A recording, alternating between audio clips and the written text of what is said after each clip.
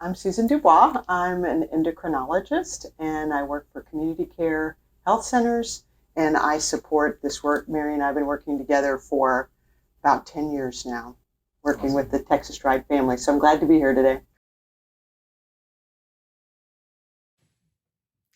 So let's take a moment to talk about stress.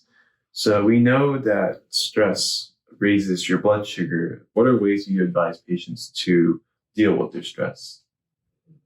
Stress never goes away, and so we have to deal with it, manage it, and how we manage it can affect our blood sugars.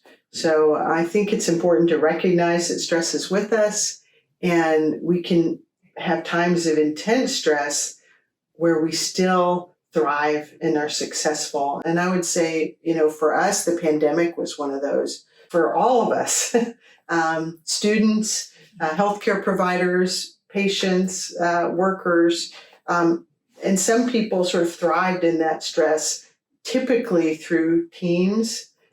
Some people found a way to connect with their old friends.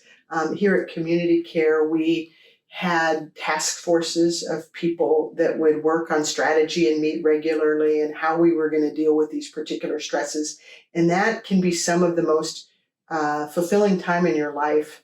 And I would say that managing stress in community is something we always need to do. So where is your support? Is it your family? Is it your friends? Is it your spiritual beliefs?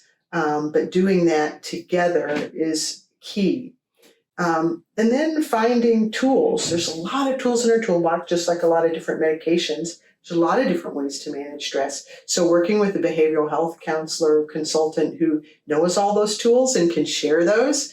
Some simple ones that I use and recommend that my patients use are just breathing.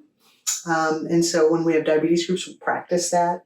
And I like to do the 5 senses scan. So, I take a few minutes to just do slow breathing. And during that time, I'm thinking, what am I seeing? What am I hearing? What am I feeling? What am I tasting? What am I smelling? So I do that scan and breathe, and then close my eyes and just do some deep breaths. So taking time out during your day, if I can get outside and do some breathing and so forth for even 5 or 10 minutes, that can have a huge impact on how my day goes. One of the things that I find my patients struggle with are many of my patients are caregivers.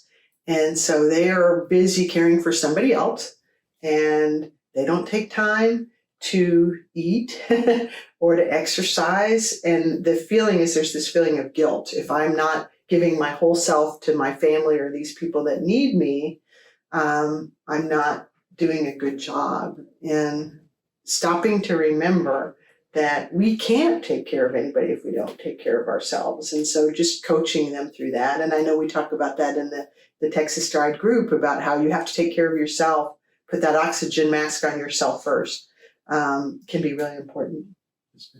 Thank you.